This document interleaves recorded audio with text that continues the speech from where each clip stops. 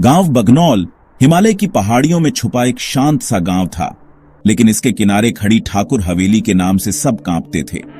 हवेली अब खंडहर थी और गांव वाले कहते थे वहां एक बदला लेने वाली आत्मा भटकती है। वो आत्मा लोगों को अपने जान पहचान की आवाजों में बुलाती थी, लेकिन देती थी सिर्फ डर। मुसाफिरों को सूरज ढलने के बाद हवेली के पास जाने से मना किया जाता था। आरव, एक युवा फोटो जर्नलिस्ट, इन कहानियों को अंधविश्वास मानता था। उसके लिए भूत प्रेत बस रोशनी और आवाज की चालाकियां थे। उसने तय किया वो रात हवेली में गुजारेगा, सबूत इकट्ठा करेगा और सच्चाई सामने लाएगा। उसके लिए ये सिर्फ एक लोक कथा थी जिसे तर्क और कैमरे से उजागर करना था। उसे पूरा यकीन था कि हवेली के राज उसके कैमरे और कलम से खुल जाएंगे। आरव को सच्चाई की तलाश थी।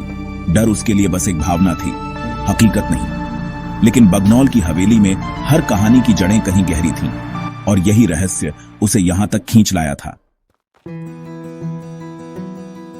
आरव एक बदली दोपहर बगनौल पहुंचा और सीधा गांव की चाय की दुकान पर गया। उसने गांव वालों को अपने इरादे बताए, लेकिन उनके चेहरों पर चिंता थी।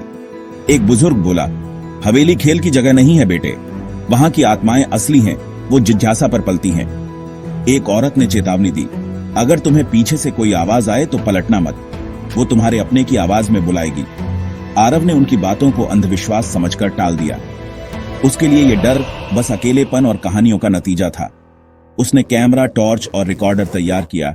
यह तर्क और परंपरा की जंग थी। शाम होते ही वो हवेली की ओर बढ़ गया, जहां अंधेरा और सन्नाटा उसका इंतजार कर रहे थे। हवेली के भारी दरवाजे की चरमराहट के साथ आरव अंदर दाखिल हुआ। अंदर हर तरफ अंधेरा, सड़न और जाले थे। फर्नीचर पर चादरें लाशों जैसी लग रही थीं।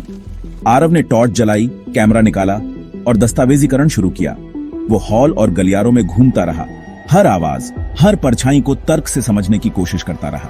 तभी उसे एक धीमी, जानी पहचानी लोरी सुनाई दी, वही जो उसकी मां गाती थी। फुसफुसाहट उसके पीछे से आई, आरव बेटा। उसकी मां की आवाज थी, गर्म, सुकून देने वाली, लेकिन अब डरावनी। गांव वालों की चेतावनी उसके जहन में गूंज उठी, पलटकर मत देखना।